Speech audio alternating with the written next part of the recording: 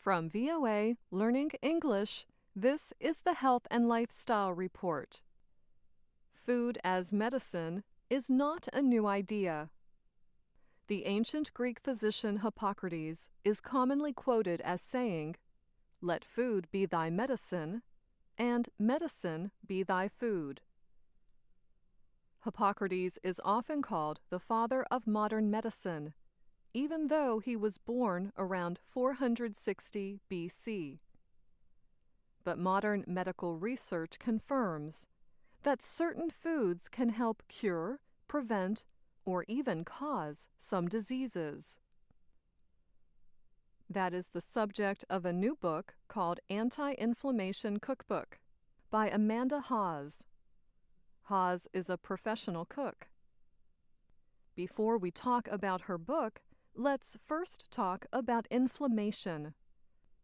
Inflammation is a natural response of our immune system.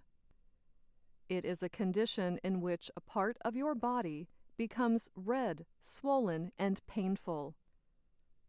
Neil Bernard is an associate professor of medicine at George Washington University's Medical School.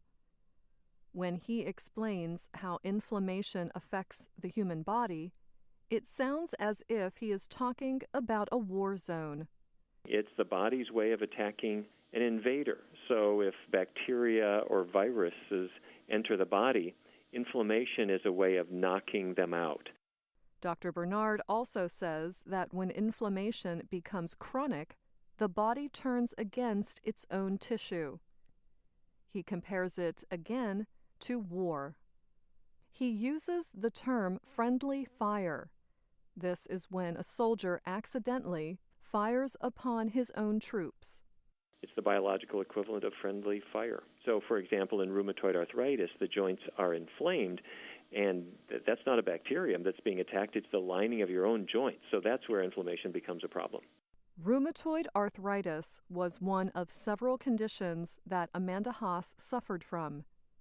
She went to an allergist to try to find out what was wrong with her body. An allergist is a doctor who is an expert in the treatment of allergies.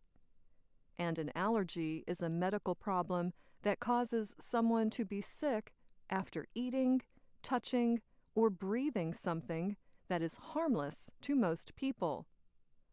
The allergist suggested that perhaps her health problems were caused by the food she was eating.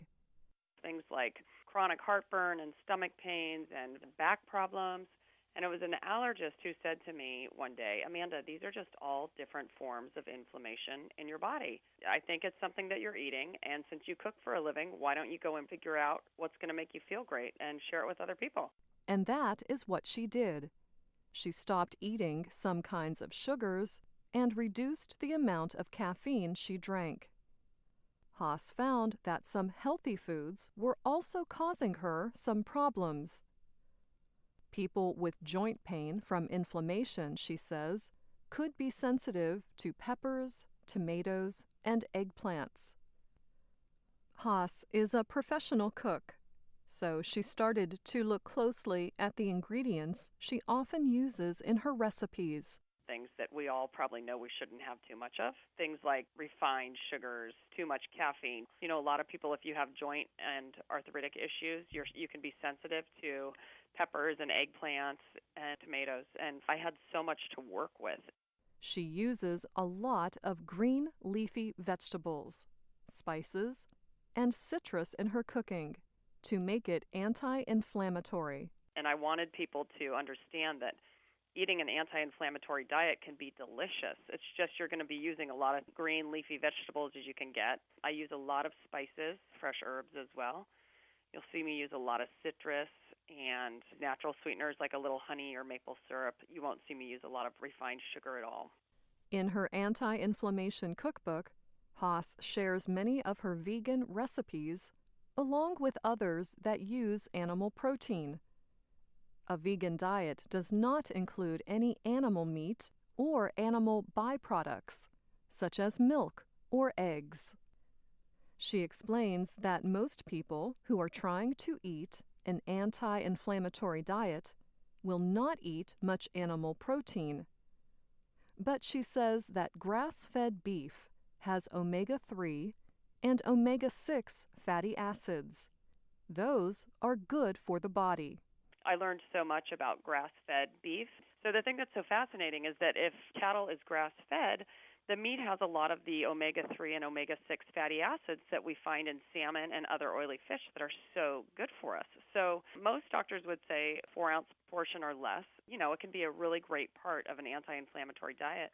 One of the author's favorite recipes in her book is her grandmother's country captain's chicken.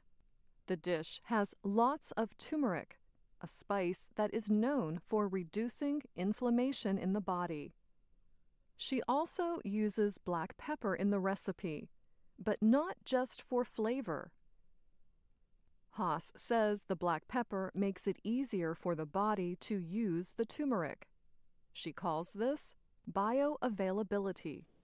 And one little thing to note that's interesting is that turmeric is well known for being very anti-inflammatory, but to increase the bioavailability of it, if you add black pepper, it actually becomes more effective.